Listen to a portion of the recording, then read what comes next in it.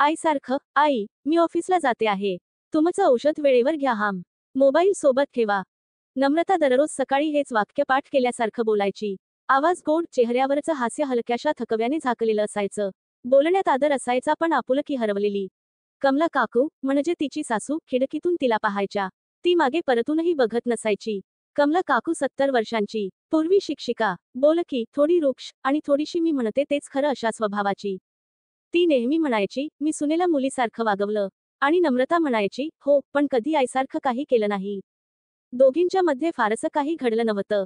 ना मोठं भांडण, ना काही गोडही, पण घरात एक जडसर शांतता कायम असायची. जी बोलण्यातून नाही, तर न बोलण्यातून पाझरत होती. कमला काकूला जणू साऱ्यांची सवय झाली होती. नम्रताही तिचं रोजचं जगणं, फोनवर मीटिंग्स, वेळेवर डबे, ऑफिस. सगळं तिचं व्यवस्थित होतं. तिच्यासाठी आई म्हणजे आपुलकी, पण सासू म्हणजे शिस्त. एवढंच समीकरण तिने मांडलं होतं. त्याला कमला काकूने मोडलेही नव्हते. सुनेने घरची काम करावी आणि सासूने ती बघावी असे कितीतरी वर्षापासून सुरू होते. नम्रता तिच्या राज्यात आनंदी होती, पण कमला काकूचा जीव ह्या शांत नात्यात गुदमरत होता. नम्रतासाठी सासू जसं म्हणेल तसंच ती करायची, मग आपुलकी आणि प्रेम कुठे असणार होतं. कमला काकू जे शोधत होत्या ते त्यांना असं मिळणं शक्य नव्हतं. एक दिवस त्या घरी एकट्याच होत्या. त्यांच्या खोलीत जुना पसारा काढून बसल्या होत्या. त्यात काही जुने नवऱ्यासोबतचे फोटो, काही तिच्या सासूसोबतचे फोटो, बऱ्याच आठवणी आठवत राहिली.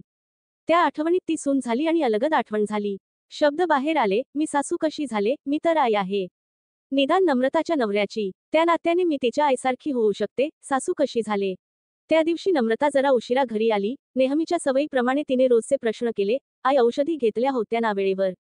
फिरायला गेल्या होत्या, मला वेळ झाला आज, तुमचा संध्याकाळचा चहा लगेच आणते. तो आई, हा शब्द कमला काकूला बोचला होता. नम्रता आधी नियमाप्रमाणे हातपाय धुवायला आणि आवरायला तिच्या खोलीत गेली. आणि कमला काकूने तिच्यासाठी चहा तिच्या खोलीत आणला. तिचा कप तिला देत म्हणाल्या, आज तुझ्यासाठी केला ग. तू करतेस दररोज माझ्यासाठी. कदाचित माझ्या हाताचा चहा तुला आवडणार नाही, पण आज मी आईसारखं काहीतरी करावं वाटलं. नम्रता क्षणभर स्तब्ध झाली. ती कपाकडे पाहत राहिली. तिच्या डोळ्यांत पाणी आलं, जणू आतमध्ये साठवलेली थोडीशी दाट धुके विरून गेली. काकूच्या त्या थकलेल्या चेहऱ्यावर तिला अनेक जाणीवा दिसल्या. हातात असलेला गरम, धुरकट चहाने तिला शांत केले. आई, हा चहा फार दिवसांनी प्यायले. माझ्या लहानपणी आई पण असाच करत असायची. हल्ली असा चहा मिळणे दुर्मिळ. त्या दिवशी दोघींच्या मध्ये काहीतरी उमजलं. ते शांत होतं पण एका नवीन नात्यासारखं होतं.